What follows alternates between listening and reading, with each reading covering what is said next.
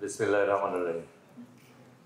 আমরা আজকে তোমাদের সামনে আমি উপস্থিত হয়েছি রানার গ্রুপের চেয়ারম্যান হিসেবে। আমি ইমনকে কয়েকবার বলেছিলাম যে আমি ট্রাস্টি বোর্ডের চেয়ারম্যান, এটা উচ্চারিত না হওয়াটা মঙ্গল। তারপরে অনেকেই আমি যে ট্রাস্টি বোর্ডের চেয়ারম্যান এটা উল্লেখ করেছেন। আমি আজকে এই পরিচয় এখানে আসিনি, এবং আমি জানি না আমি যে ট্রাস্টি বোর্ডের চেয়ারম্যান এটা আজকের আগে তোমরা কয়জন জানতা আর কয়জন জানতা না। কারো হয়তো জানা ছিল কি ছিল না আমি জানি না। আমার একটা অভিজ্ঞতা আছে। আমি এই ফ্লাইটে করে আসছি রাজশাহীতে, আমার পাশে একটা বাচ্চা মেয়ে বসলো। তো ওকে জিজ্ঞেস করলাম তুমি কি করো? বললো আমি বরেন্দ্র ইউনিভার্সিটিতে পড়ি। তো আমার একটু ইন্টারেস্ট জাগলো। তখন ওকে জিজ্ঞেস করলাম কোন ডিপার্টমেন্টে? বললো ফার্মেসি। কেমন কেমন ইউনিভার্সিটিটা কেমন, পড়াশোনা কেমন হয়? বললো খুব কড়া, ক্লাস না করলে টিচাররা ক্লাস না করলে পরীক্ষা দিতে চায় না, বেশ কিছু কমপ্লেন করলো। তো আই এম এনজয়িং। তো তখন ওকে আমি জিজ্ঞেস করলাম তো বরেন্দ্র বিশ্ববিদ্যালয়ে একটা ট্রাস্টি বোর্ড আছে না? বলে হ্যাঁ। আমি বললাম যে তুমি ট্রাস্টি বোর্ডের চেয়ারম্যানকে চেনো? বললো না। আই এম ভেরি হ্যাপি যে ট্রাস্টি বোর্ডের চেয়ারম্যানকে চেনা না, এটা চেনার তার প্রয়োজনও নাই এবং এটার কোনো মূল্যও নাই। তাহলে এগেইন আমি বলছি যে আমি রানার গ্রুপ এই জন্য বলছি, উই হ্যাভ অ্যাবাউট 9 অর্গানাইজেশনস। আমরা মূলত অটোমোবাইল ব্যবসার সাথে যুক্ত, এবং এছাড়াও আমরা সময়ের প্রয়োজনে সময়ের সাথে তাল মিলিয়ে এখন এআই, আইটি এবং নতুন টেকনোলজিক্যালি অ্যাডভান্স অটোমোবাইলের দিকে আমরা যাচ্ছি। আমরা অলরেডি বাংলাদেশে বিওআইডি ব্র্যান্ডের কারকে ইন্ট্রোডিউস করেছি, লঞ্চ করেছি। This the world largest technologically advance electric vehicle. Electric বলবো না, টেকনোলজিক্যালি অ্যাডভান্স ভেহিকেল। এর ডিফারেন্ট টাইপ অফ ভেহিকেলস আছে। এবং আমরা ইয়ারিয়া ব্র্যান্ডের ইলেকট্রিক টু হুইলার এবং বাজাজের ইলেকট্রিক থ্রি হুইলার, মানে টেকনোলজিক্যালি অ্যাডভান্স অটোমোবাইল সেক্টর নিয়ে আমরা এখন কাজ করছি। It's a big challenge again to shift from ICE engine to. এছাড়াও আমরা যেহেতু এআই এবং আইটি আগামী ভবিষ্যৎ, এটা নিয়েও আমরা কাজ করা শুরু করেছি। আমাদের বনস্টেইন বলে একটা কোম্পানি আছে যেটা হার্ডওয়্যার তৈরি করে, এবং সিঙ্গুলারিটি বলে একটা অর্গানাইজেশন আছে, এটা সফটওয়্যার তৈরি করে। এটাকে আমরা অ্যাকুয়ার করেছি কয়েক বছর আগে। আমরা এটা হচ্ছে যারা স্টার্ট আপ তারা শুরু করেছিল, তাদের কাছে আমরা তাদেরকে পয়সা দিয়েছি, পয়সা দিয়ে আমাদের একটা শেয়ার কিনেছি, অ্যান্ড ওরাই কিন্তু রান করছে। আবার এই কথা নিয়ে আমরা পরে আসবো। তো এটা হচ্ছে আমি রানার গ্রুপ সম্বন্ধে তোমাদেরকে একটু ছোট ধারণা দিলাম। আমি আমার যদি পরিচয় দিতে চাই, আমাকে প্রথমে ইমন বলছিল যে আমরা আপনাকে একটু ইন্ট্রোডিউস করতে চাই, আপনার প্রোফাইলটা একটু পাঠাবেন। আমি বললাম যে আমার প্রোফাইল পাঠালে তোমরা শুধু সুনাম করবা, তোমাদের কোনো এই প্রোফাইলের মধ্যে এমনভাবে তুলে ধরবা যেটা ব্যক্তি পূজার পর্যায়ে যায়। আমি এখনও অনেক কিছু শুনেছি। আমি ব্যক্তি পূজার খুবই এগেনস্টের মানুষ। ব্যক্তি পূজা দিয়ে কোনো কিছু আসলে অর্জন হয় না। ব্যক্তির নাম, ইভেন আমি যদি জিজ্ঞেস করি তোমাদেরকেই তোমার বাবার নাম কি, তোমরা বলতে পারবা। যদি জিজ্ঞেস করি দাদার নাম কি, তাহলে তোমরা বলতে পারবা। যদি বলি তোমার দাদার বাবার নাম কি, আমার বিশ্বাস প্রায় 50% বলতে পারবা না। আর যদি বলি কি তার দাদার নাম কি ছিল, আসলে তোমরা নিজেদের বংশের 4-5 জেনারেশন আগে কিন্তু যেতে পারবা না। আমি অনেক কষ্টে তোমাদের মতন বয়সী স্টুডেন্ট লাইফে অনেক মুরব্বীদের সাথে কথা বলে বলে বলে প্রায় 8 জেনারেশন পর্যন্ত নাম জোগাড় করতে পেরেছিলাম। এখন আমার কিন্তু সেটা মনে নেই। তার মানে ব্যক্তি আসলে এই পৃথিবীতে ইম্পর্টেন্ট না, ব্যক্তি আসলে ইম্পর্টেন্ট না। তবে কোন ব্যক্তি কি করলো সে তার দায়িত্ব যেটা পালন করেছে সেটুকুই করেছে। হাওয়েভার এখন আমি যেরকম বললাম যে আমার অর্গানাইজেশন হিসেবে বললাম, আমার প্রোফাইল আসলে প্রথমে আমার নিজের কথা তোমাদেরকে বলতে চাই। আমার নাম তো তোমরা শুনে ফেলেছো, আমার নাম হাফিজুর রহমান খান। আমার বাবার নাম অবশ্যই আমাকে বলতে হবে। ওনার নাম ছিল কোরেশ আলী খান। উনি একজন সরকারি কর্মকর্তা ছিলেন। উনি ব্রিটিশ আমলের ব্রিটিশ গভর্নমেন্ট দ্বারা রিক্রুটেড সিভিল সার্ভেন্ট। উনি সেই সময়ে ক্যালকাটা ইউনিভার্সিটি থেকে, ইসলামিয়া ইউনিভার্সিটি ক্যালকাটা থেকে উনি ওনার গ্র্যাজুয়েশন এবং মাস্টার্স করেন। তারপরে ব্রিটিশ সিভিল সার্ভিসে জয়েন করেন। পরবর্তীতে পাকিস্তান হয়ে যাওয়ার পর পাকিস্তান সিভিল সার্ভিসে আসেন এবং ইপিসিএস হিসাবে উনি করেন। এবং উনি 70 সালে দেশ স্বাধীন হওয়ার ঠিক আগ দিয়ে উনি রিটায়ার করেন। দেশ স্বাধীন হওয়ার পর অবশ্য ওনাকে চাকরিতে ডেকেছিল, উনি আর যাননি। তো হাওয়েভার ওনার কর্মজীবনের সাথে আমরা বিভিন্ন স্কুল কলেজে পড়েছি এবং ওনার টোটাল লাইফস্টাইল আমি আজকে আর বলতে যাব না, পরবর্তীতে সুযোগ হলে বলবো। আমরা বিশাল একটা সংসার, মানে আমাদের 12 ভাই বোন। তোমরা এখন যেটা চিন্তাও হয়তো করতে পারবো না, এবং এত বড় সংসার নাই। আমাদের সংসার আবার অনেক ছোট হয়ে গেছে সব ভাই বোনেরই। আমি সিরিয়ালি 7 নম্বর সন্তান। আমার বড় আরো 6 ভাই বোন আছে। আর আমার ব্যক্তি জীবনে আমি বিবাহিত এবং আমার এক কন্যা সন্তান, সে বড়, এবং এক ছেলে আছে। কন্যা সন্তান যে তার সি ইজ ম্যারিড, ওর 2টো বাচ্চা আছে। ওর হাজব্যান্ড এয়ারফোর্সের জিডি পাইলট। এবং আমার ছেলে, ও লাস্টলি গ্রিনউইচ ইউনিভার্সিটি থেকে মাস্টার্স করেছে এইচআরের উপরে। ও আমাদের বিজনেস অর্গানাইজেশনের এইচআর এবং অ্যাডমিন দেখে। আমি ওখান থেকে সরানোর চেষ্টা করছি। তো বিজনেস মানে অনেক খবরদারি করে অফিসের উপরে। তো আর ছেলে, ও গ্রিনউইচ থেকে মাস্টার্স করেছে বিজনেসের উপরে। তারপরে ইয়াং জেনারেশনদের মধ্যে যেটা থাকে যে অন্য দেশের পাসপোর্ট নেওয়ার খুব ইচ্ছা থাকে, তোমাদের মধ্যে হয়তো অনেকেরই আছে। ওর মধ্যে ছিল, অনেকদিন আমেরিকায় ছিল, এই got the American passport, he has come back. এখন আবার ব্যবসার সাথে জয়েন করেছে। ও বিইউআইডি বিজনেসটা দেখছে। এটা হচ্ছে আমার পারিবারিক, আমার প্রোফাইল বললাম। দেন আমি মনে করি সবচেয়ে ইম্পর্ট্যান্ট হচ্ছে আমার এডুকেশনাল প্রোফাইল। আমি ব্যক্তিগতভাবে যখনই যাই, কোনো জায়গায় দাঁড়াই, আমাকে কিন্তু সব জায়গাতেই প্রশ্ন করে আমার লেখাপড়ার দৌড় কত দূর। আমি রাজশাহী ইউনিভার্সিটি থেকে বিজনেস ম্যানেজমেন্টে অনার্স এবং মাস্টার্স করেছি। আমি এই পরিচয়ে পরিচিত সবার কাছে। আমার স্কুল কলেজের পরিচয় খুব একটা লোকরা জানতে চায় না, কিন্তু আমি অবশ্য দেখি যখন আমরা কোনো চাকরি দিতে যাই, আমার একটু সৌভাগ্য আছে, চাকরি জীবনেরটা আমারটা খুব শর্ট, সেটা পরে বলছি। তো আমি রাজশাহী ইউনিভার্সিটিতে যে পড়েছি এবং মাস্টার্স করেছি, এই পরিচয় কিন্তু এখনও আমি পরিচিত হচ্ছি।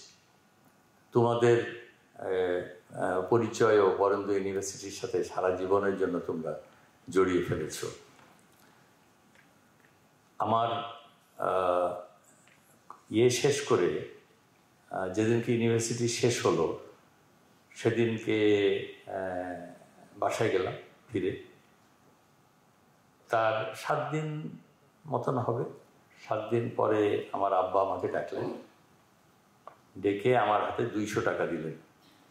তখন আমরা ইউনিভার্সিটিতে পড়ার জন্য, আমি যেহেতু হলে থাকতাম, প্রতি মাসে আমাদেরকে 200 টাকা করে দেওয়া হতো। আমি পেতাম, আমি জানি না অ্যাবাউট দি আদার্স, অনেকে আরও কম পেত, কেউ হয়তো বেশি পেত। I am one of the luckiest student that time. আমার ফাদার আমাকে 200 টাকা করে দিতেন। 200 টাকা আমার হাতে দিলেন, হাতে দিয়ে বললেন, this is last money for you.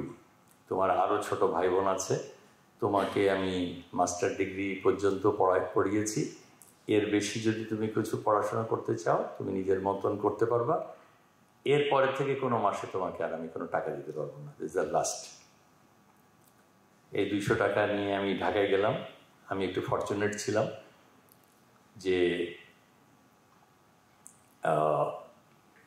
আমার বোনের বাসা ছিল ঢাকায়, ওখানে যে উঠছি, হোটেলে উঠতে হয়নি, তাহলে তো 200 টাকা এক মাসে শেষ হয়ে যেত। ওখানে থেকে তখনকার জামানায় চাকরি পাওয়াটা খুব সোজা ছিল এবং একটু চয়েস নেওয়ারও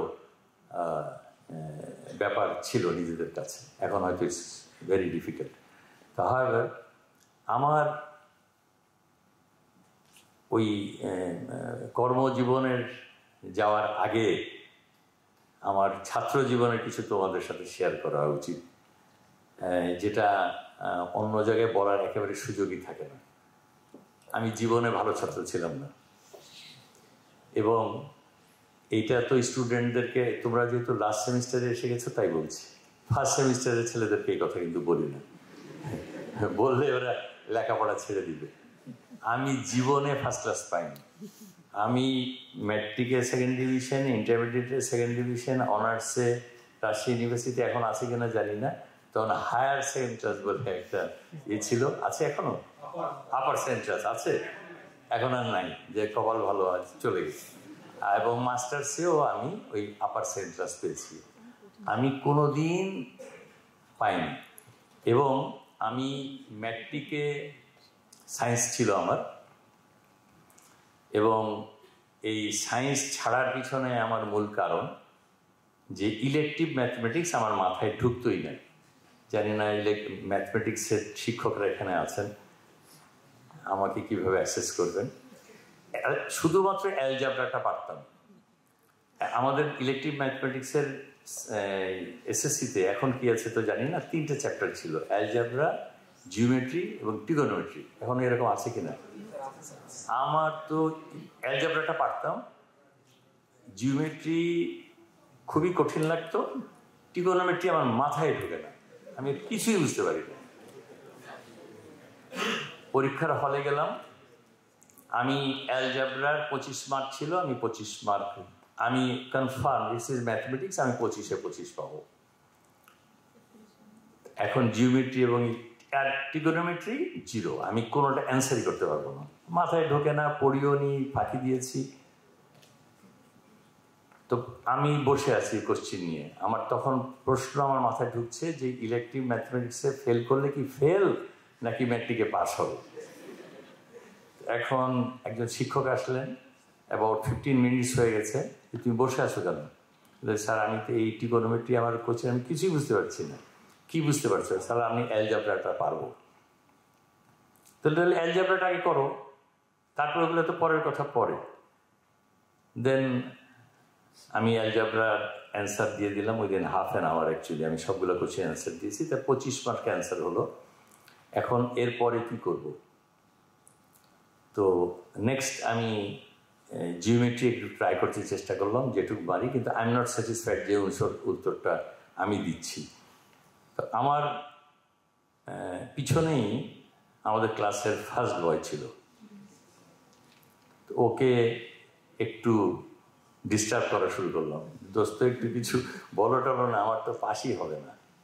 একটু টিচার লক্ষ্য করে আমাকে তুলে নিয়ে যেয়ে আরেক জায়গায় বসে।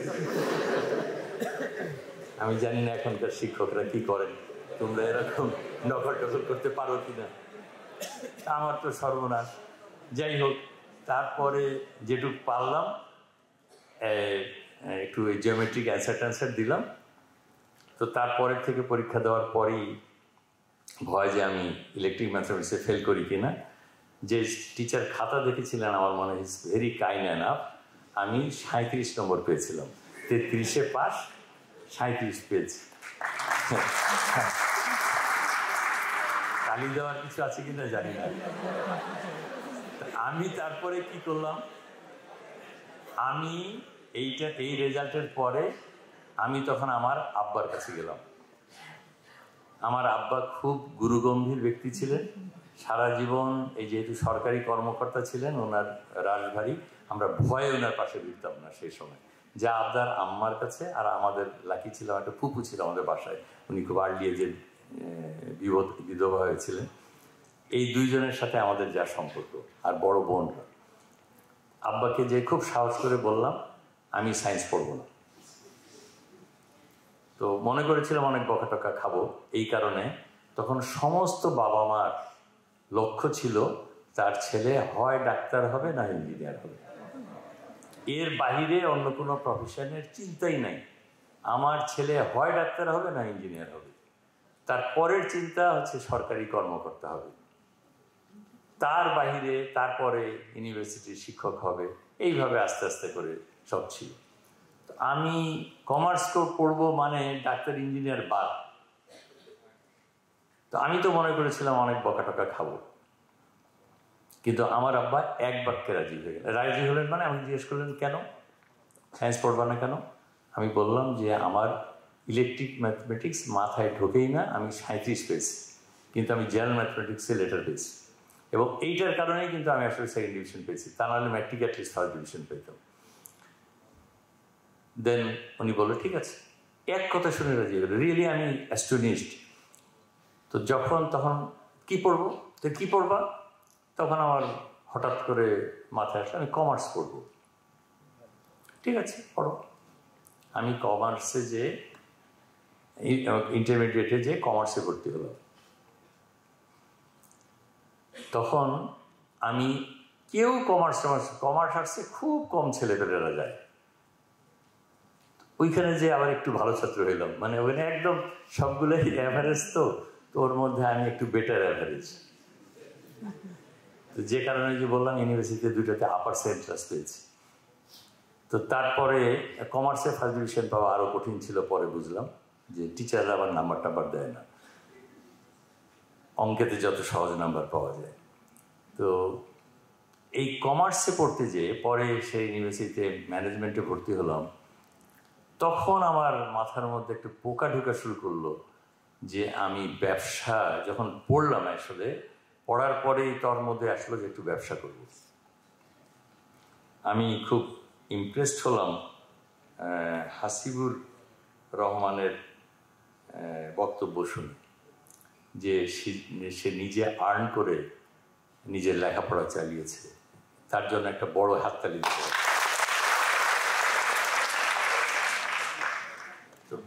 পড়তে পড়তে যে পোকা ঢুকলো,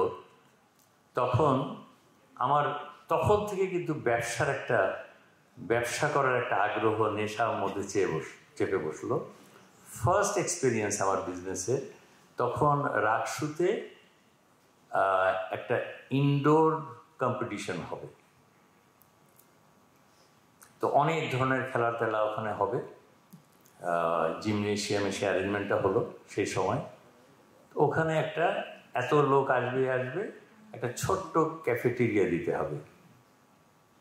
আমরা 3 জন, টাকাও নাই আমাদের কাছে, তো 3 জন মিলে সেই সময় 200 টাকা জোগাড় করলাম। আমাদের 200 টাকা করে তো মাসেই পাই, আমরা ওখান থেকে তো সেভিংস নেই। তো 3 জন মিলে 200 টাকা আমাদের মাসের থেকে দিয়ে ওখানে তখন যে রাকসুর যে স্পোর্টসের সেক্রেটারি ছিল আমাদেরই বন্ধু, ওকে বলে যে ক্যান্টিন ওখানে সিঙ্গাড়া চা এটা যা হবে আমাদের এখান থেকে দিব। তো রাজি হলো, এবং যারা জাজ হিসেবে থাকে ওকে স্লিপ দিত একটু নাস্তা করার জন্য। তো সেই স্লিপটা আমাদের ক্যান্টিনে আসতো, ওটা দিতাম, আর অন্যরা যা খেয়েছে। এবং এটা প্রায় অ্যাবাউট 15 ডেজ অথবা 3 উইকস, আমার এখনো মনে নাই, এই কম্পিটিশনটা চলেছিল। এবং ওই সময়ে আমরা 3 জন মিলে 500 টাকা লাভ করেছিলাম, বেনিফিট করেছিলাম। 200 টাকা ইনভেস্টমেন্টে 500 টাকা লাভ। এটা আমার লাইফের ফার্স্ট বিজনেস। তো এই বিজনেস দিয়েই কিন্তু আমাকে এটা আরও এনকারেজ করেছে। আমি যখন লেখাপড়া শেষ করলাম, মাথার মধ্যে পোকা আছে যেহেতু, তো টাকা তো নাই, নো মানি। তো এখন আর ব্যবসা পড়েছি, প্র্যাকটিক্যাল কিছু জানি না। তখন বাংলাদেশের সবচেয়ে হাইয়েস্ট বিজনেস ছিল জুটের বিজনেস। জুট বিজনেসের যারা ব্যবসা করে তাদের সবাইকে চেনে। এখন যেরকম গার্মেন্টস বিজনেস সবচেয়ে বেশি কন্ট্রিবিউট করে দেশের ইকোনমিতে, তখন জুট কন্ট্রিবিউট করে। আমি একটা জুট ফার্মে জয়েন করলাম টু নো দ্য বিজনেস।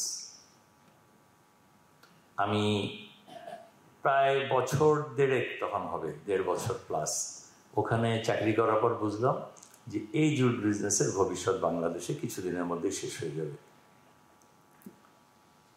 তখন আমি শিফট করলাম আমার যে এই জুট বিজনেস শিখে তো কোনো লাভ নেই। দেন আমি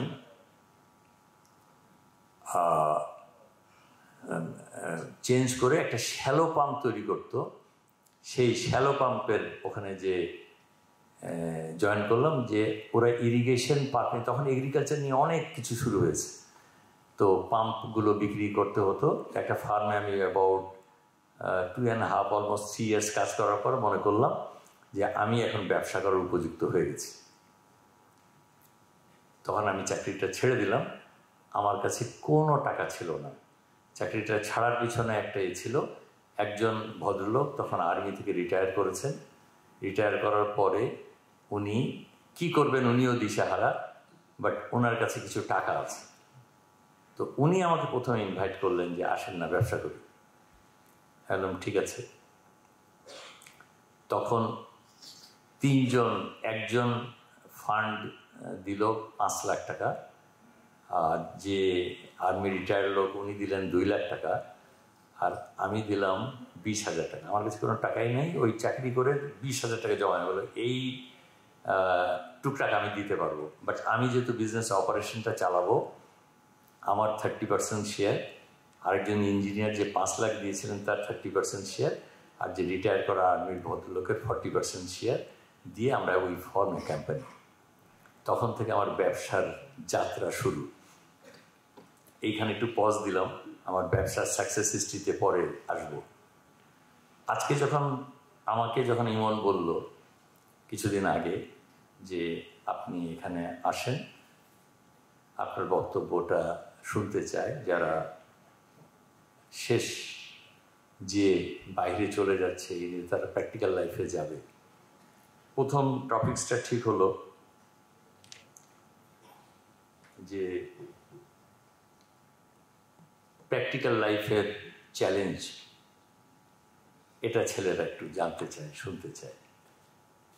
তারপরে আমি অ্যাড করলাম যে প্র্যাকটিক্যাল লাইফে শুধু চ্যালেঞ্জ নেই, অপরচুনিটি আছে।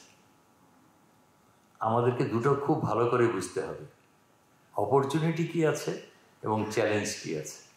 দুইটাই যদি আমি না জানি, আমি যদি শুধুমাত্র চ্যালেঞ্জ নিয়ে দুনিয়াতে চলে না, অপরচুনিটি মানুষকে আশা জাগায়, যে কারণে মানুষ স্বপ্ন দেখে। এই কথা পরে বলবো। তো এই টপিকসটা যখন নিয়ে আমরা আসলাম, তখন আমি বললাম যে আমি 2-3টা স্লট চাই।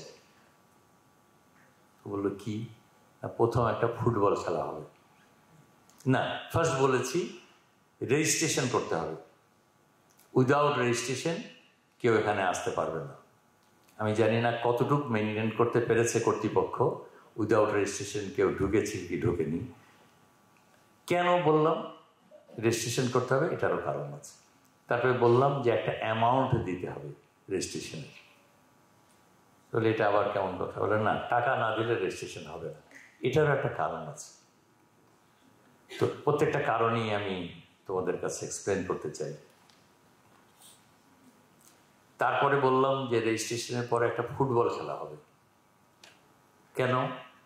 বলে খেলা যখন হবে তারপরে বলবো, এখন বলবো না। কি খেলা হবে? তাহলে এটারও রেজিস্ট্রেশন করতে হবে।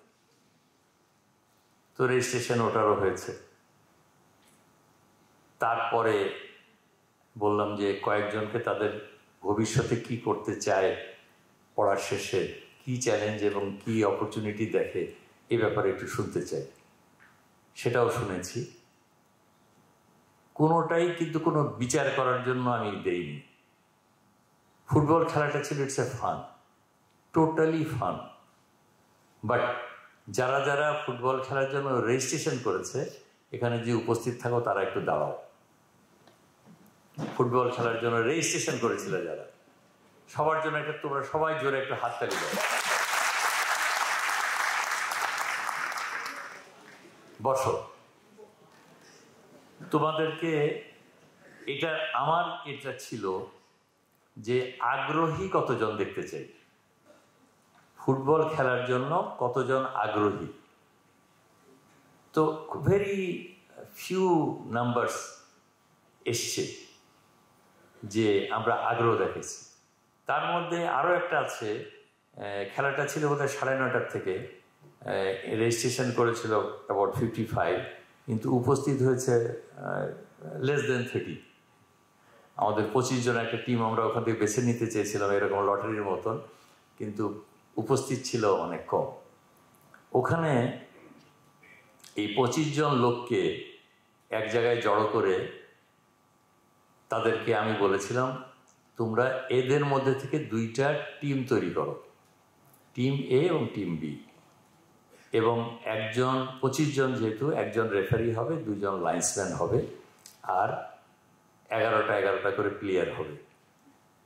এবং প্লেয়ারগুলোর পজিশনও দিয়ে দিয়েছিলাম 4-4-2-1 এই সিস্টেমে তারা দাঁড়াবে।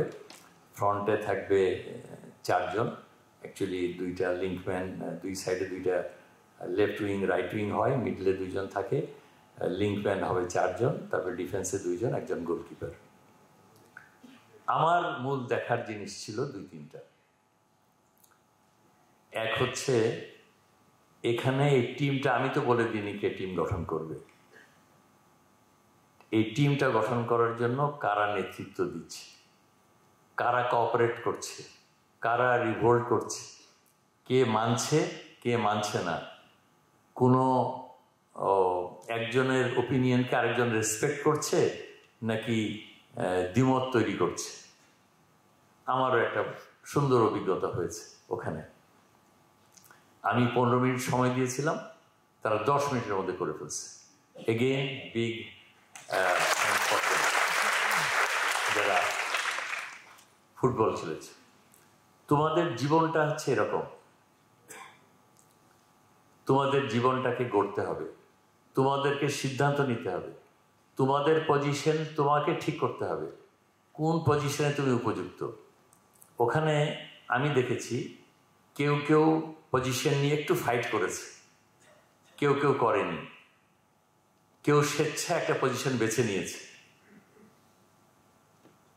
এটাই আমি আসলে দেখতে চাচ্ছিলাম আমার কর্মজীবনে।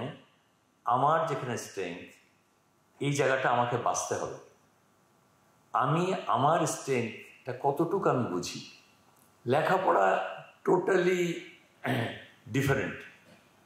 দেন you have to assess yourself যে আমি কোন জায়গার জন্য সবচেয়ে ভালো উপযুক্ত। একজন আল্লাহ সব মানুষকে একভাবে তৈরি করেননি, সবাইকে একভাবে জ্ঞান দেননি, এক একজনকে এক একভাবে দিয়েছেন। যাদেরকে ব্রিলিয়েন্ট বানাইছেন আল্লাহ, যাদেরকে মেধা দিয়েছেন, বরেন্দ্র ইউনিভার্সিটির ভাইস চ্যান্সেলর খাদেমুল, আল্লাহ তাকে মেধা দিয়েছেন। ও জীবনে কোনোদিন সেকেন্ড ক্লাস পায়নি, এটা জিজ্ঞেস করে দেখেন, কোনোদিন পায়নি। আল্লাহ তাকে ওইভাবে ওই মেধা দিয়েছেন, he became the vice chancellor of the university. এখানে যারা শিক্ষক আছেন, this all R brilliant. Brilliant স্টুডেন্টদের শিক্ষকতা পেশা অনেকেরই মানায়, তার সাথে যায়। ব্রিলিয়েন্ট স্টুডেন্টদের মধ্যে একটা গ্রুপ বেছে নিয়েছে, আমার এই শিক্ষাটাকে আমি আরও বিতরণ করব, আমি স্প্রেড করব। They have selected their best profession. এই প্রফেশনের জন্য আল্লাহ ওই লোককে তৈরি করেছে যে ক্রিকেট খেলে, ভালো একটা ক্রিকেটার আমাদের দেশে, যারা ন্যাশনাল টিমে চান্স পায়, ওকে সাঁতার কাটতে দিলে সে পারবে? তার এফিসিয়েন্সি ক্রিকেটে। তো এর মধ্যে শত শত হাজার ছেলে ক্রিকেট খেলছে, তার মধ্যে থেকে 11 জন ন্যাশনাল টিমে খেলছে, 11 জায়গায় হয়তো 50 হতে পারে, গ্র্যাজুয়ালি করছে। তার মধ্যে অনেকে ভালো নাম করেছে, অনেকে করেনি। ফুটবল প্লেয়ার, আমি যদি আমাকে জোর করে ম্যাথমেটিক্সের প্রফেসর বানায় দেওয়া হতো, তো আমার তো নিজের জীবন শেষ, ওই ছাত্রগুলোর জীবন শেষ, যাদেরকে পড়াইতাম, ওরা জীবনে কিছু শিখতো না। তো এখন এই প্রত্যেকের তোমাদের সময় আসলে স্বপ্ন দেখার। স্বপ্ন মানুষকে সামনে নিয়ে যায়। যে কথাটা ডক্টর ইউনূস কিন্তু বহুদিন আগের থেকে আমি, উনি কিন্তু একটা কথা বারো, ওনার স্পিচ শুনেছে কিনা আমি জানি না, উনি খুব একজন ভালো বক্তা এবং উনি ইন্সপায়ার করতে পারেন লোকদেরকে। সব সময়ই স্বপ্নের কথা বলেন, সব সময়, অল দি টাইম। আমি ওনার বহুদিন থেকে ওনার স্পিচগুলোকে শুনেছি। স্বপ্ন যে দেখতে না পারে, স্বপ্ন যে দেখতে না জানে, সে ইমপ্লিমেন্ট করবে কিভাবে? কি তোমাদের কিন্তু এখন স্বপ্ন দেখার সময়। ফার্স্ট স্বপ্ন দেখো, আমি এটা পারবো, এটা পারবো না। স্বপ্ন যদি দেখতে না জানো, তাহলে তুমি আসলেই তোমার ভবিষ্যৎ গড়তে পারবে না সঠিকভাবে। এখন স্বপ্ন যে দেখবা, স্বপ্ন মানুষ দেখে কিভাবে? আচ্ছা, তোমরা কেউ বলতে পারবা ওয়েদার ফোরকাস্ট, আগামীকাল বৃষ্টি হবে কিনা, 7 দিন পরে টেম্পারেচার কত হবে, ঝড় কত হবে, কি থাকবে, এটা হাউ দে ফোরকাস্ট? এটা যারা এটা জানো খালি হাত তুলো তো। ওয়েদার ফোরকাস্ট কিভাবে হয় এটা জানি, হাত উঠাও। স্টুডেন্টরা অনলি, নট দ্য টিচার্স। কতটা হাত উঠেছে? আমি কিন্তু খুব একটু হলাম, ডিসহার্টেন হলাম। এটা তোমরা জানো না, এটা তো হওয়া ঠিক না। তোমরা তো অনেক স্মার্ট, আমাদের থেকে অনেক বেশি জ্ঞানী। তোমাদের বয়সে যে জ্ঞান, এই জ্ঞান তোমাদের কাছে যে জ্ঞান আছে, তোমাদের বয়সে আমাদের এই জ্ঞান ছিল না। একদম ফ্র্যাঙ্কলি বলতেছি, কোনো ডিজিটাল কোনো কিছু ছিল না, কিচ্ছু ছিল না।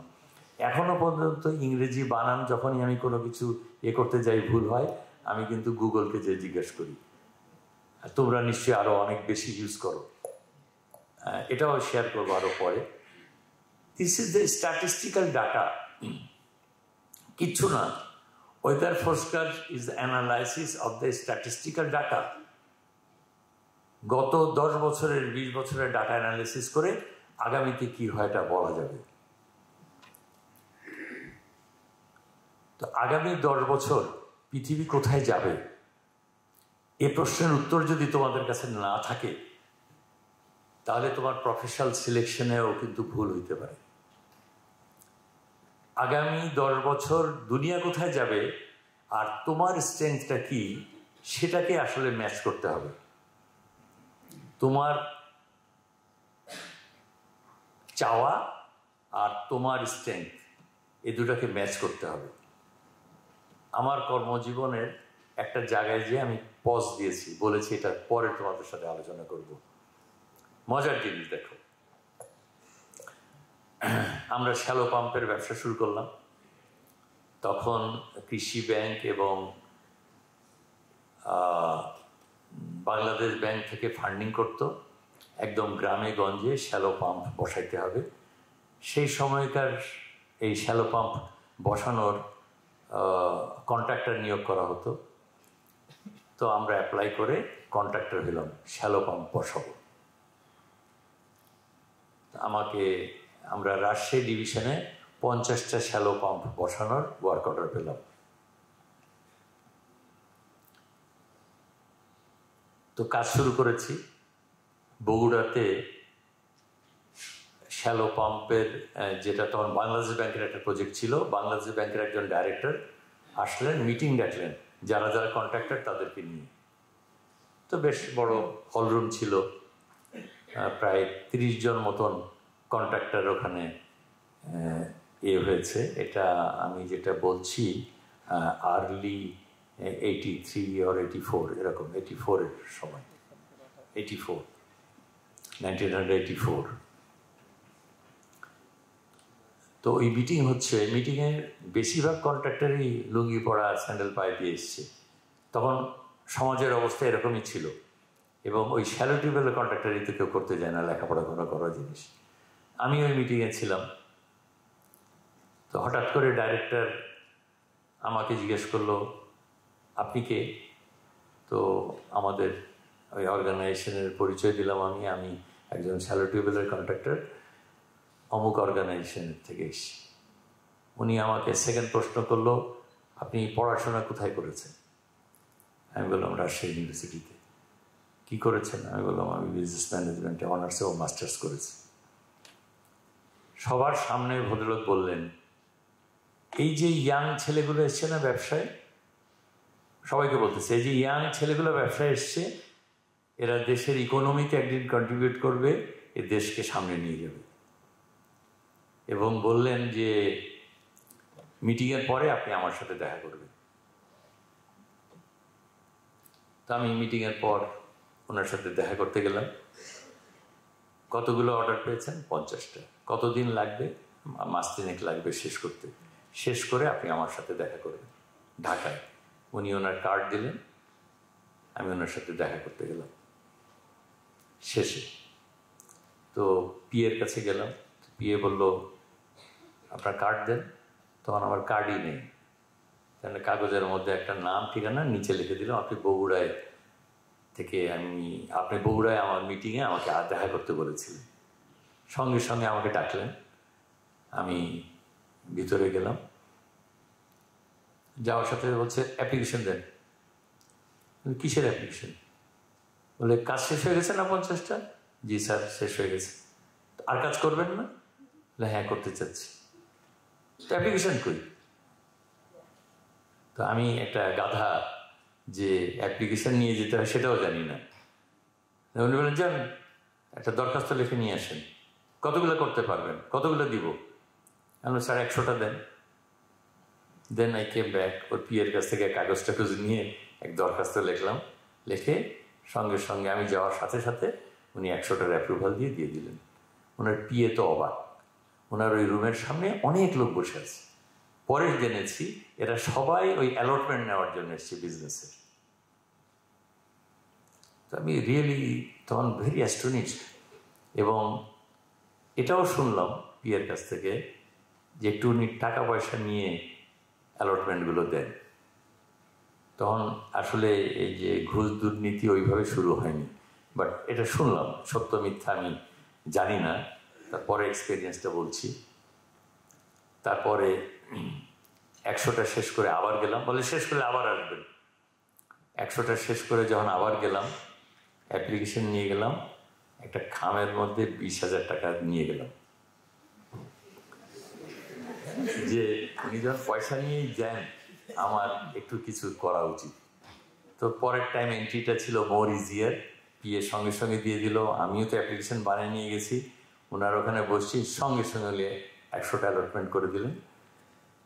আমি পকেট থেকে খামটা বের করে স্যার আপনার জন্য একটু আনছি। আমার জীবনে এত বকা আমি আমার বাপের কাছ থেকে শুনি। এমন বকা দেওয়া শুরু করলো ভদ্রলোক। I have all the respect for him. আমার লাইফের একটা টার্নিং পয়েন্ট, তাই তোমাদেরকে গল্প শোনাচ্ছি। এমন বকা দিল, অলরেডি সে আমার পরিবার সম্বন্ধে সব জেনে গেছে, যে এই জিনিস আশা করছি তোমার কাছ থেকে আমি, এই জন্য তোমাকে আমি তোমার সাথে এসেছি। আমি বলেছি তোমরা দেশ পরিবর্তন করবো বা দেশের ইকোনমি চেঞ্জ করবা, এই জিনিস শিখতেছ।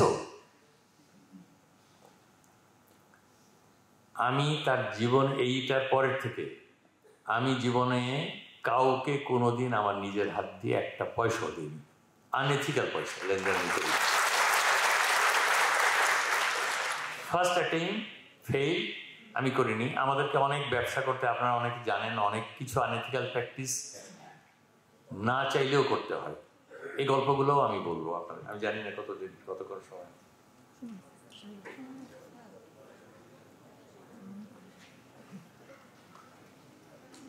আমার ওই জায়গা থেকেই আমার জীবনের এথিক্যাল প্র্যাকটিসের যে ছবক আমি পেয়েছি, শতভাগ না মানতে পারলেও আমি আমার লাইফের একটা সহনীয় পর্যায়ে এথিক্যাল প্র্যাকটিস আমি গেছি। কি এথিক্যাল প্র্যাকটিসে গেছি? আমার মন যেটাকে বলে অন্যায় সেটা আমি করি না। যেটাকে মন বলে না যে ঠিক আছে অন্যায় এটা করো, তোমার সার্ভাইভালের জন্য, বিজনেসের জন্য এটা করার দরকার আছে, অ্যাকসেপ্টেবল টু মি, এইটুকু আনএথিক্যাল প্র্যাকটিস কিন্তু আমি করি। I want to very fair with you. আমি 2টা বিজনেস শুরু করে ছেড়ে দিয়েছি আমার লাইফে। আমার কাছে এটা মনে হয়েছে আনএথিক্যাল। একটু এক্সপ্লেন করি, যেহেতু এখানে তোমরা ছাত্র, আমি জানি না ইলেকট্রনিক্সের বিজনেসের সাথে যুক্ত আছেন যারা, তারা এটাকে প্লিজ ডোন্ট রেফার, আমাকে রেফারেন্স হিসাবে নিও না। আমি ইলেকট্রনিক্সের ব্যবসা শুরু করেছিলাম, fridge, refrigerator, air cooler, television, সব কিছু। যখন 2 টনের এসি নিয়ে আসলাম, যেটা 2 টন স্টিকার লাগানো আছে, ওটা আসলে 2.25 টন। যে রেফ্রিজারেটরকে 11 লিটার বলে বিক্রি করছে, ওটা আসলে 7 লিটার। আমি বললাম যে এটা কেন? স্যার এটাই তো প্র্যাকটিস, সেলসের লোকরা বলছে। আরে আমার কাছে অলরেডি তখন টেলিফোন আসা শুরু হয়। আমার ভাই বলছে আমাকে এটা 2 টনের দাও, আমার অনেক বন্ধু বলছে আমাকে অমুক দাও। আমি 2 টনের এসি দিব 2.25 টন, আমি তো জানি 2.25 টন, ওকে 2 টন। ও তো আমার উপর অগাধ বিশ্বাস নিয়ে 2 টনের এসি চেয়েছে, অগাধ বিশ্বাস নিয়ে 11 লিটারের রেফ্রিজারেটর কিনতে চেয়েছে, ওটা যে 9 লিটার, এটা তো আমি জানি।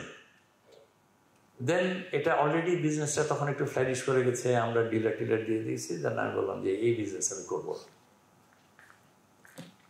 এখন তোমরা করতে চাইলে করো, আমি এটার চেয়ারম্যান হিসেবে আমি থাকবো না, এবং আমার যে ইনভেস্টমেন্ট আছে উঠে দিব। এখানে আরো অনেক কয়েকজন মিলে আমার ব্যবসাটা শুরু করেছি। দেন আস্তে আস্তে করে বোর্ডের সব মেম্বাররা বললো যে না, চলো চেয়ারম্যান না করলে আমরাও করবো না।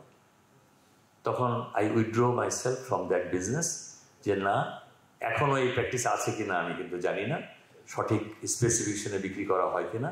বাট আমার কাছে এটা মনে হয়েছে যে এটা গুরুতর বড় অন্যায়, এই আনইথিক্যাল প্র্যাকটিসের মধ্যে আমার থাকা উচিত না। কিন্তু এখনো পর্যন্ত ট্রেড লাইসেন্স দিলে যে পয়সা দিতে হয়, সে পয়সা কিন্তু এখনও আমাদের লোকরা দেয়। আমি যেটা বলেছি আগে, আমি নিজের হাতে দিই না, কিন্তু পয়সা যেটা আমি জানি যে পয়সা দিতে দেয়, এটা আমার কাছে খুব একটা একটু উঠে দিও, এটাকে আমার কাছে আনএথিক্যাল প্র্যাকটিস বলে মনে হয়নি। মানে আমি একটা অন্যায়কে আমি মেনে নিয়েছি, আরেকটা অন্যায়কে আমি মানতে পারিনি। আরেকটা ব্যবসা শুরু করেছিলাম, সেটা হচ্ছে পেস্টিসাইড, যে আপনারা সবাই বাংলায় বলেন বিষ দেয়। এটা যখন শুরু করলাম, খেতে পোকামাকড় মারার জন্য বিষ দেওয়া, এই প্রথমে আমাদের লোকদেরকে ট্রেনিং দিলাম, তারপরে ডিলার অ্যাপয়েন্টমেন্ট হলো, ওদেরকে ট্রেনিং দিলাম, সব ট্রেনিং দিয়ে কিভাবে বীজটাকে ব্যবহার করতে হয় ফ্যাক্টরি করে ফেলেছি, ইনভেস্টমেন্ট করে ফেলেছি। করে আমরা এটা শুরু করলাম। প্রায় 25টা মতন বিভিন্ন রকমের ব্র্যান্ডের কিনতে হয়েছে, কিনলাম, আমরা শুরু করলাম। অডিট টিম একটা পাঠালাম যে কিভাবে এটা কাজ করে। আমরা যে ডিলারের কাছে বিক্রি করেছি তার সেলসম্যান পর্যন্ত ট্রেনিং দিয়েছি। যখন যেটা কিনতে আসছে ক্ষেতের যে লোক, ওকে যখন বিক্রি করছে, এটার ব্যবহার বিধি ওর মধ্যে লেখা আছে, কিন্তু বলার কথা বলছে না। যারা কিনে নিয়ে যাচ্ছে ওরা লেখাপড়াও জানে না, কিভাবে ব্যবহার করতে জানে না। ফার্স্ট যেটাই ছিল, বিশেষ করে শাক, শিম, এই জাতীয় কিছু ভেজিটেবল আছে যেটাতে এই বিষটা ব্যবহার করার পরে 48 ঘন্টার মধ্যে পিক করা যাবে না, 48 আওয়ার্স পরে এটা পিক করে সেল করতে হবে। আমার নিজের চোখে দেখেছি, সকালবেলা বিষ স্প্রে করছে, বিকালবেলা হাটে নিয়ে যেয়ে বিক্রি করছে। আমার কাছে এটা মনে হয়েছে ভেরি আনএথিক্যাল। আমি এই বিজনেসে আবার নিজেকে উইথড্র করলাম। ওই বিজনেসে আমরা হিউজ লস দিয়েছি, এটাকে আমার কাছে আনএথিক্যাল মনে হয়েছে। কিন্তু আরেকটা জিনিসে যেখানে বিশেষ করে পয়সা টয়সা দিতে হয়, সেসব জায়গাগুলোকে বিজনেস রান করার জন্য আমার কাছে আনএথিক্যাল মনে হয়নি। তো তোমাদের লাইফে কোন আনএথিক্যাল প্র্যাকটিসে যাবা আর কোনটা যাবা না, চেষ্টা করো যতটা আনএথিক্যাল প্র্যাকটিস থেকে নিজেকে বাইরে রাখতে পারো। বরেন্দ্র ইউনিভার্সিটি একটা ট্রাস্ট দ্বারা পরিচালিত। বরেন্দ্র ইউনিভার্সিটির ট্রাস্টের থেকে টাকা নেওয়ার কোনো স্কোপ কারণ নাই, ট্রাস্টি বোর্ডের লোকদের। আমি যতদিন বেঁচে আছি আমি এটুকু বলতে পারি, এখান থেকে একটা টাকাও ট্রাস্টের কেউ নিতে পারবে না। আমার এখানে আমরা রানার গ্রুপের আমাদের একটা সোশ্যাল যে রেসপন্সিবিলিটি, তার আন্ডারে আমরা এখানে অনেক টাকা আমরা বিনিয়োগ করেছি, টাকা নেওয়ার জন্য না, এই অঞ্চলে একটা ভালো শিক্ষা প্রতিষ্ঠান করার জন্য। যাই হোক, এটা আমার টপিকস না। তো এরকম আরেকটা জিনিস যেটা তোমাদেরকে বলতে চাই, যেটা বলছিলাম যে আমরা তখন যখন এই ব্যবসা শুরু করছি, ব্যবসাটা কিভাবে প্রসারিত হয়। আমরা স্যালো টিউবের ব্যবসা করতে যেয়ে আমাদের ইঞ্জিন পেতে যেয়ে তখন হুন্ডার সাথে যোগাযোগ হলো। হুন্ডার ইঞ্জিনটা ছিল ক্যারোসিন ইঞ্জিন, এটাকে স্ট্যান্ডার্ডাইজ করার জন্য অনেক চেষ্টা করলাম, বাট কিছুতে পারলাম না। যে কিন্তু আমরা এফোর্ট যেটা দিয়েছিলাম হুন্ডার ইঞ্জিনটাকে স্ট্যান্ডার্ডাইজ করার জন্য, সেটাকে হুন্ডা রিকগনাইজ করে হুন্ডা আমার কাছে একদিন, তখন তো টেলেক্সটা খালি চলে আর চিঠি আদান প্রদান হয়, তখন একটা খাম আসলো হুন্ডার থেকে, কয়েকটা মোটর সাইকেলের ক্যাটলগ, তার মধ্যে ওরা চিঠিতে লিখেছে এই মোটর সাইকেলগুলো বাংলাদেশে বিক্রি করতে পারবা কিনা জানাও। তো মোটর সাইকেল সম্বন্ধে তখন আমার কোনো ধারণাই নেই, তখন আমরা শ্যালো পাম্পের ব্যবসা করি। তো মোটর সাইকেল কোথায় বিক্রি হয়, তো আমাদের এক বন্ধু বলল বংশালে মোটর সাইকেলের দোকান, সবচেয়ে বড় দোকানদারের নাম হালিম ব্রাদার্স, মালিকের নাম হালিম। তো অ্যাড্রেস জোগাড় করে তার কাছে গেলাম, যে ক্যাটালগটা দেখালাম যে এই মোটর সাইকেলগুলো কি বিক্রি করা যাবে। উনি দেখে পাইলেন কোথা থেকে, হুন্ডার খাম ভরে নিয়ে গেছে বলে হুন্ডা থেকে। বলে এটা তো আপনার পাওয়ার কথা না, তখন বাংলাদেশ অ্যাটলাস বলে এক জায়গা অর্গানাইজেশন ছিল হুন্ডার এজে। বলে ভাই পাঠাইছে তাই এসছি। বলে না, এগুলো বিক্রি টিক্রি হবে না। দেন আই কেম ব্যাক, এসে উত্তরটা দিলাম টেলেক্সে, হুন্ডাকে, যে এই মোটর সাইকেলগুলো বিক্রি করা যাবে না। জাস্ট নেক্সট ডে আমি ওই টেলেক্সের উত্তর পেলাম টেলেক্সে। টেলেক্স তখন ওই জিপিও থেকে যে করে আসতে হয়, আর ওরা টেলেক্স ওই চিঠির মতন ওরা ডেলিভারিটা দিয়ে যায়, ওখানে ডেলিভারি দিয়ে গেল। কোনো সমস্যা? আরেকটা চেয়ারে বসো, উপরেও চলে যেতে পারো, নয়তো খালি চেয়ারে বসো, ওই যে পিছনে খালি চেয়ার আছে।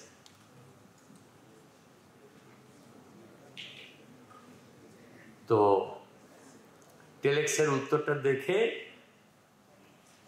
আমি একদম মাথায় হাত দিয়ে বসে থাকলাম, এবং এটা আমার জীবনের সবচেয়ে বড় লাইন। আমি ইউনিভার্সিটি কি পড়েছি, কোথায় এখনো পর্যন্ত আমি মনে করি আমার সবচেয়ে বড় লার্নিং ছিল টেলেক্সটা আমার প্রফেশনের জন্য। প্রথম লাইনে লেখা ছিল don't say no in business.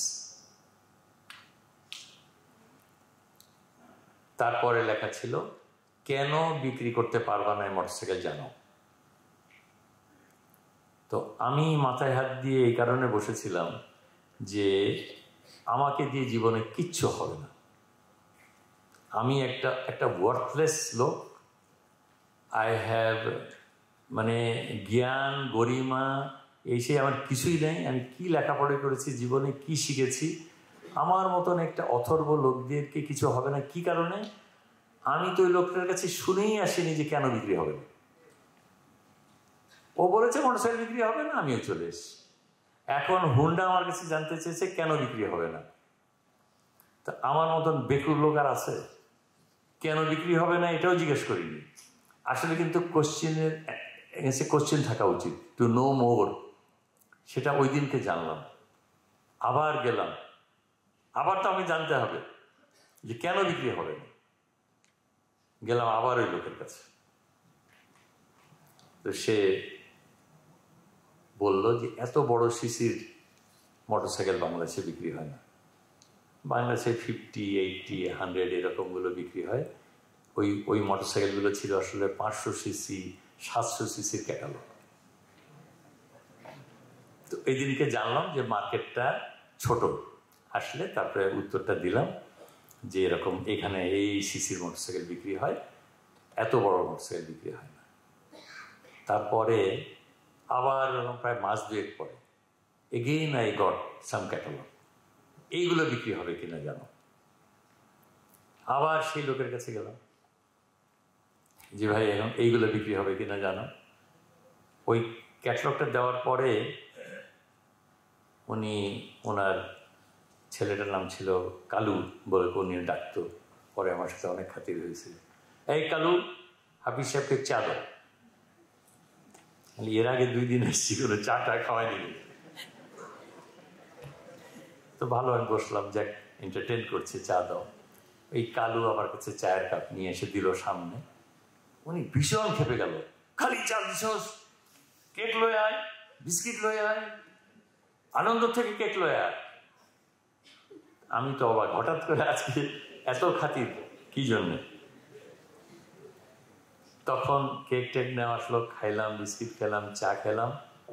তারপর এগেইন হি আস্কড মি এই ক্যাটালগ করতে পেলেন, দেখেন যে হুন্ডা পাঠাইছে, এই মোটরসাইকেল আপনি দিতে পারবেন? বলে আমাকে পাঠাইছে, জানতে চাইছে তুমি বেচতে পারবা কিনা। ডেফিনেটলি দিতে পারবো, আমি বেচতে পারবো যদি বলি। হট করে আমার হাত ধরে বলতেছে, এই মোটরসাইকেল অন্য কাউকে দেওয়া যাবে না, আমাকে দিতে হবে।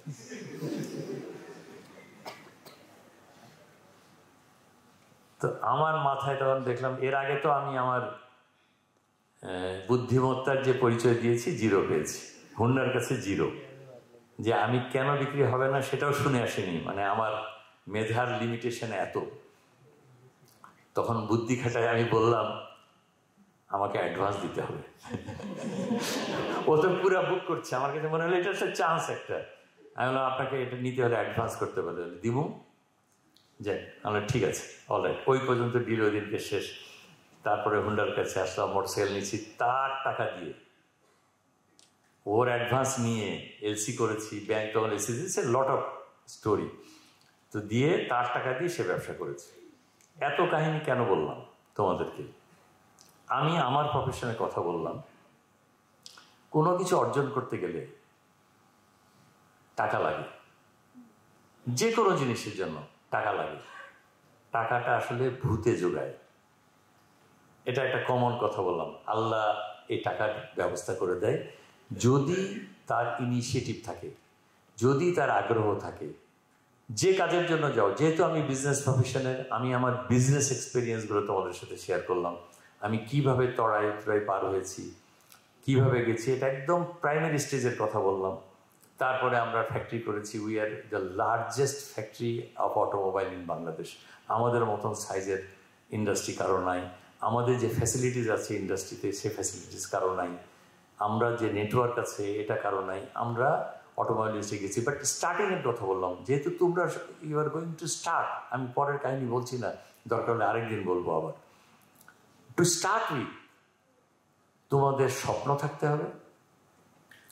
স্বপ্নের জন্য যে অর্থের প্রয়োজন, এই অর্থটা আসলেই আল্লাহ যোগাবে যদি তোমার মেধা থেকে থাকে। এখনো আমার ডে 1 থেকে আমাদের ফাইন্যান্সিয়াল ক্রাইসিস ছিল, এখনো আছে। আরো বেশি টাকা থাকলে আরো অনেক কিছু করতে পারতাম। যেদিনকে ডে 1 সেদিন থেকে এখনো পর্যন্ত আছে। বাট কোনোদিন অর্থের জন্য কোনো কিছু আটকে যায়নি, উই ম্যানেজ।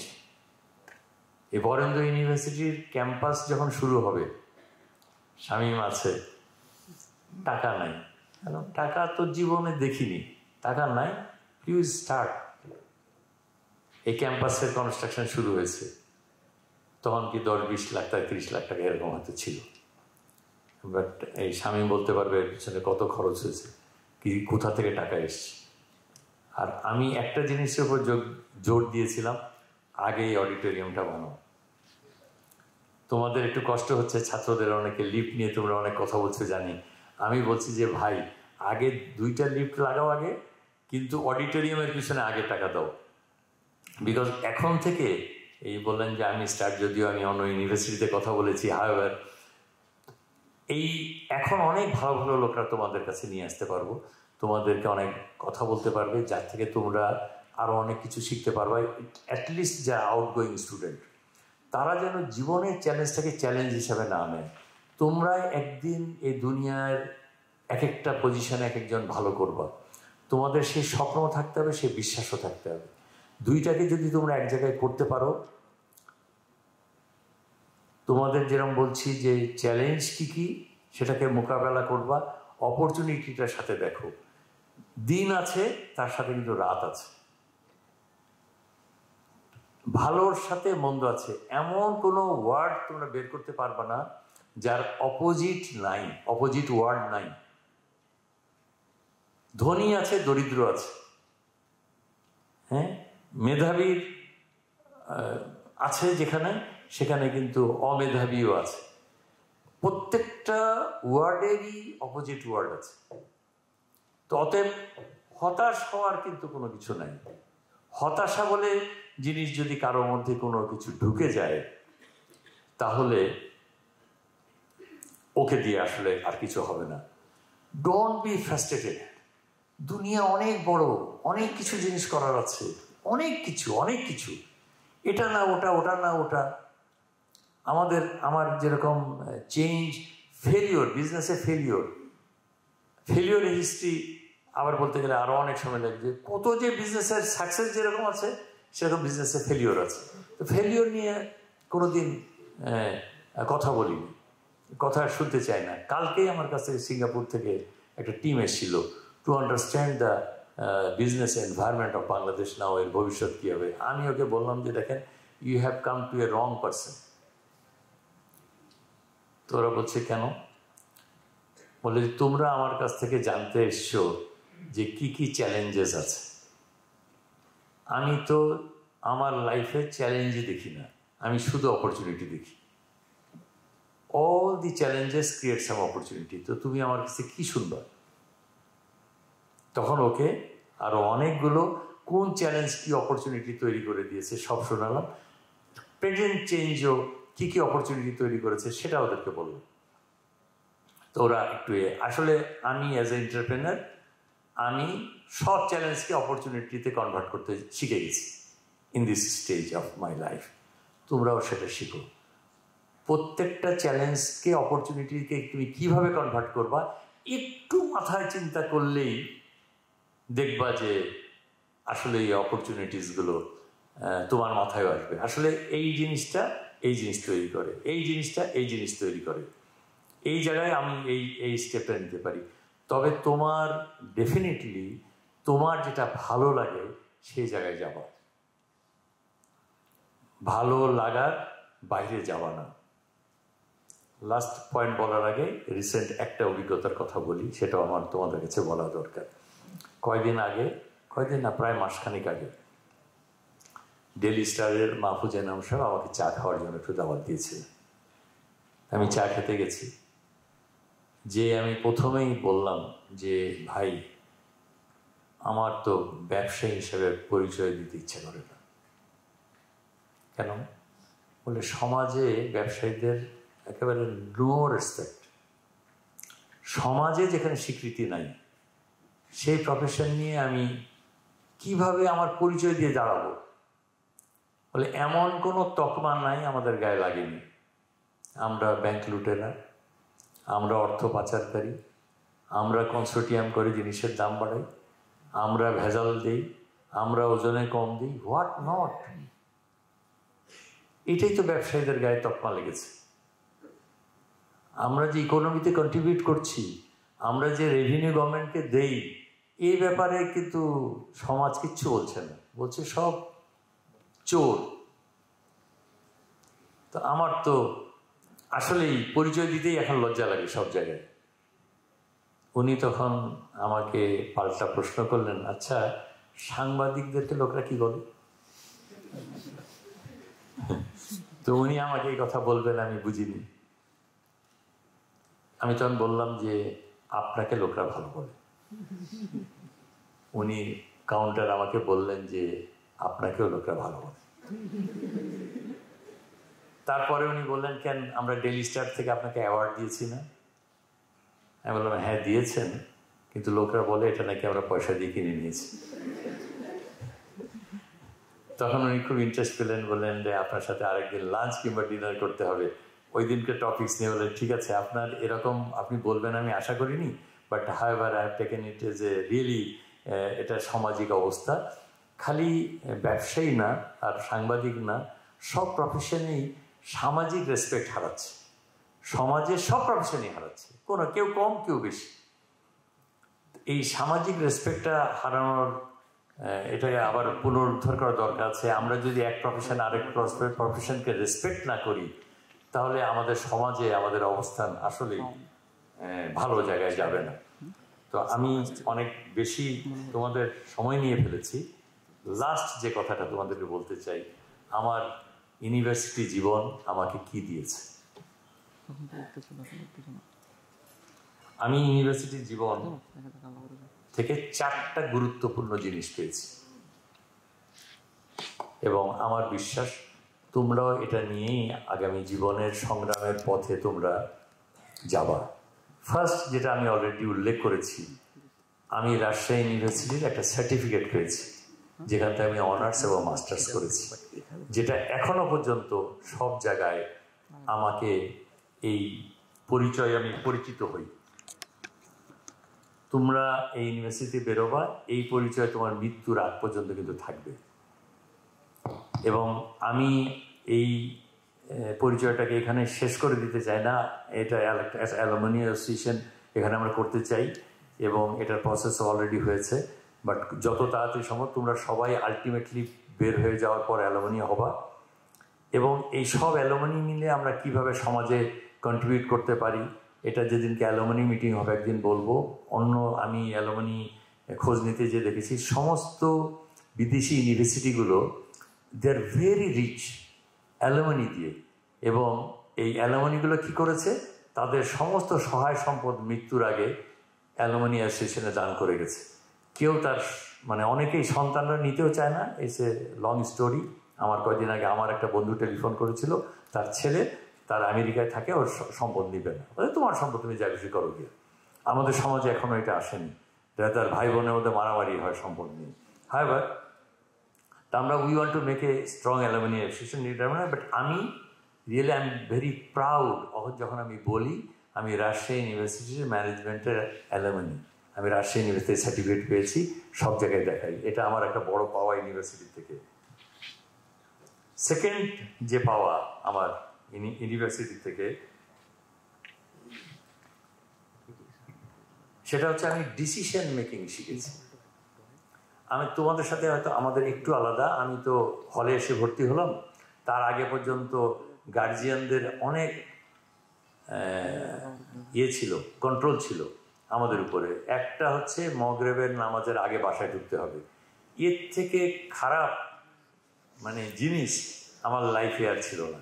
ঠিক খেলাটা একটু জমেছে, ফুটবল খেলছি, আজান পড়া শুরু হয়ে, এখন তো দৌড় তাড়াতাড়ি। আমাদের গার্জেনরা, এখনকার গার্জেন, আমি ওই ফাদার হইতে পারিনি। আমার মাদার, যেটা ফাদারের ইনফ্লুয়েন্স কম ছিল, আমার মায়েদের মা খালি চোখ গরম করে তাকালেই শেষ, কাপড় নষ্ট হওয়ার মতন অবস্থা। তো মগরিবের আগে বাসায় ঢুকতে হবে। তো এই যে প্র্যাকটিসটা, আর ডিসিশন মেকিংয়ে এখন তো বাবা মারা আরও বেশি ইনফ্লুয়েন্স করে, তবে আমরা আমাদের ডিসিশন মেকিংয়ে সিনিয়রদের ইনফ্লুয়েন্স। হলে চলে আসলাম, একা হলাম, আমার সব সিদ্ধান্ত আমাকে নিতে হবে। পর বলার কোনো লোকই নেই। বাড়িতে পড়তে বসলি না কেন, তখন তো ফজরের নামাজের পরে উঠে নামাজ পড়তে বসো। এই শাসন যখন চলে গেল, আমার সিদ্ধান্ত কিন্তু আমি নিয়েছি, আমি কখন পড়বো, মগরিবের নামাজের পরে কি করব না করব, টোটালি আমার লাইফস্টাইল চেঞ্জ হয়ে গেল। আমি যখন ইউনিভার্সিটিতে আসলাম, তখন আমি কিন্তু সিদ্ধান্ত নেওয়া শিখলাম, তার আগ পর্যন্ত শিখিনি। আমাকে কখন গোসল করতে হবে, কখন ক্লাসে যেতে হবে, কখন কি করব না করব, সব সিদ্ধান্তের মালিক হলাম আমি। এবং এই প্রায় 4-5টা বছর আমার এই লার্নিং আমার এখনও পর্যন্ত আমার জীবনে সাহায্য করে। আমি এখন আমার কাজ কিন্তু খালি সিদ্ধান্ত নেওয়া, সিদ্ধান্ত দেওয়া, আর কোনো কাজই নেই আমার জীবনে। আমি লাস্ট 20 ইয়ার্স ধরে খালি সিদ্ধান্ত দিচ্ছি। আমি সিদ্ধান্ত দেওয়ার প্রসেস আবার তৈরি করেছি। কেউ আমার কাছে খালি একটা প্রবলেম নিয়ে আসলে আমি সিদ্ধান্ত দিই না। আমার অফিসে কী হয়েছে, অমুক হয়েছে, এর সলিউশন কী, বলে স্যার কী করবো, বলে 3টা সলিউশন নিয়ে আসো, তারপরে আমার তোমার সাথে কথা হবে। না, মিনিমাম 3, ম্যাক্সিমাম 10। আমার লোকদেরকে অভ্যস্ত করেছি। বাট আমি ডিসিশন দেওয়া শিখেছি, এটা আমার জন্য কর্মজীবনের সারা জীবনই কাজে লেগেছে। থার্ড ইম্পর্টেন্ট জিনিস আমার মধ্যে, সে সময় আমি ভালোবাসতে শিখেছি। যে ভাই বোন বলছেন, অনেক ভাই বোন, এদের সাথে মারামারি করে কামড়াকামড়ি করে চলেছি, পারলে মারি, ও না থাকলে ভালো হতো, আমি একটু বেশি খাবার পাইতাম, বিছানায় ধাক্কাধাক্কি করে শুয়েছি। যখন ইউনিভার্সিটিতে চলে আসলাম, ওই ভাই বোনগুলোর জন্য মন কাতরে লাগতো। যে বাবা মা এত শাসন করে তার জন্য মনে হলো বাপের মা থেকে দূরে থাকলে ভালো। হঠাৎ করে ইউনিভার্সিটি ভর্তি হওয়ার পরে তাদের জন্য মন কাঁদা শুরু হলো। ভালোবাসার লিসনিং আমার হয়েছে কিন্তু ইউনিভার্সিটি লাইফে। খালি পরিবারকে ভালোবাসতে শিখিনি, ওই বন্ধু বান্ধবগুলো জায়গাতে ফুটবল খেলতাম, ওদের জন্য মন কাঁদতে লাগলো, পাড়া প্রতিবেশীর জন্য মন কাঁদতে লাগলো। তারপরে এটাকে আস্তে আস্তে করে আরো কিন্তু এক্সটেন্ডেড হয়েছে। আমি এখন আমার দেশকেও ভালোবাসি, কিন্তু এই শিক্ষাটা আমার হয়েছে আমার ইউনিভার্সিটি লাইফে। আমি এখান থেকে আমার বড় একটা শিক্ষা পেয়েছি। আর ফোর্থ ইম্পর্টেন্ট, যেটা ভিসি সাহেব অলরেডি তার বক্তব্যে বলে গেছে, আমি সেই সময় আমি খুব লাকি বলবো যে আমি একটা ভালো বন্ধুর সার্কেল আমার তৈরি হয়ে গেছে। Really very lucky. শুধু আমার ইউনিভার্সিটির মানে বন্ধুরা না, সেই সময় আমাদের ব্যাচের, আমি তখন মেডিকেল কলেজে যেতাম, আমার বেশ অনেক ডাক্তার আমার ভালো বন্ধু আছে, ইঞ্জিনিয়ার ভালো বন্ধু আছে, ইঞ্জিনিয়ারিং কলেজে তারা পড়তো। এই একটা সার্কেল আমরা তৈরি করেছিলাম সেই সময়, আর যাদের সাথে আমার এখনো যোগাযোগ আছে। এবং আমার জীবনে ক্রাইসিস পিরিয়ডগুলোতে এরা এত এত ভালো ভালো পরামর্শ দিয়েছে যে আমার জীবনে এই জায়গায় আসতে আমি বন্ধুদের কাছে ঋণী, আমার কিছু আত্মীয় স্বজনের কাছেও ঋণী, আমার বন্ধুদের কাছে ঋণী। তোমাদের ভালো বন্ধু তোমাদেরকে ভালো দিকে নিয়ে যাবে, আর খারাপ বন্ধু তোমাদেরকে খারাপ দিকে নিয়ে যাবে। এখন তোমার হাতেই বন্ধু সিলেকশন। তুমি কিছুদিনের মধ্যেই মিশলে বুঝতে পারবা এ বন্ধু তোমার ভবিষ্যৎ জীবনের ভালো নাকি ভবিষ্যৎ জীবনের মন্দ। আত্মীয় স্বজনের মধ্যেও বহু রকমের লোক আছে, কার তুমি চাও সেটাকে তুমি সিলেক্ট করো, তার সাথে বন্ধুত্ব করো, তার পরামর্শে চলো, তোমাদের জীবনে সামনের দিকে নিয়ে যেতে তোমাদেরকে সাহায্য করবে। আমার আরো অনেক অবলা কথা থেকে গেল। বুড়ো মানুষরা একটু বেশি কথা বলে, কিন্তু যত বয়স বাড়ে তত বেশি কথা বলে। বাট আমার যেটুকু মূল কথা বলতে চেয়েছিলাম সেটুকু তোমাদেরকে বলেছি। জীবনের চ্যালেঞ্জকে তোমরা মোকাবেলা করো। তোমরা ইউনিভার্সিটি থেকে সামনে যেটা যাবা, এখন তোমাদের ব্যক্তিগত জীবন গড়ার শুরু। দুজন ফিমেল স্টুডেন্ট বক্তব্য দিয়েছে, তাদের চ্যালেঞ্জটা আমি আমার প্র্যাকটিক্যাল জীবনে যেটা দেখেছি, সে অলরেডি বলেছিলাম বিয়ে হবে, সংসার হবে, ফ্যামিলি থেকে বিভিন্ন ধরনের চাপ আছে, এটা করা যাবে, ওটা করা যাবে না, এই জায়গায় তুই যেতে পারবি, ওই জায়গায় যেতে পারবি না। এবং আমাদের সমাজ ব্যবস্থায় আসলে অনেক চ্যালেঞ্জ আছে। কিন্তু আমি এত বেশি উপভোগ করি বরেন্দ্র ইউনিভার্সিটিদের ছাত্র ছাত্রীর সংখ্যা হাফ হাফ, টিচারের সংখ্যাও হাফ হাফ। এটা আমি গর্ব করে সব জায়গায় বলি। আমরা কিন্তু ইচ্ছা করে এটা করিনি, আমরা ইচ্ছা করে করিনি। কোনো অ্যাডমিনিস্ট্রেশন বলতে পারবে না যে তারা ইচ্ছা করে করেছে। এটা যে হয়েছে আমাদের সমাজের হাফ হাফ, আমরা হাফ হাফ। এখানে সমাজ তৈরি আস্তে আস্তে করে চেঞ্জ হচ্ছে। আমরা মেয়েদেরকে রেসপেক্ট করা শিখছি, আরও আগামীতে শিখবো। এটা আমাদেরকেই সমাজ পরিবর্তনের জন্য কাজ করতে হবে। ছেলে এবং মেয়েরা একসাথে যদি কাজ না করে তাহলে হবে না। একটা অভিজ্ঞতা আমার শেয়ার করি অফিসে, যে আমার ছেলে যতটুকু বেবির টেক কেয়ার করে, আমি আমার বেবিদের অতটা টেক কেয়ার করিনি। তো আমরা আরও বেশি মানে মারাই বেশি দেখেছে বাবার। হ্যাঁ, তো ফিমেলদের যেটা বলছি, ডিসহার্টেন হওয়ার কিছু নাই। এই পরিস্থিতিকেই মোকাবেলা করে আমরা আগে যাওয়ার জন্য মনোবলটা অ্যাটলিস্ট কাছে রাখি। তো তোমাদের কিছু কোশ্চেন অ্যান্ড আনসার আছে, আমি আই এম হিয়ার, তোমরা বলো, শোনার জন্য আমি তৈরি আছি। Thank you very much.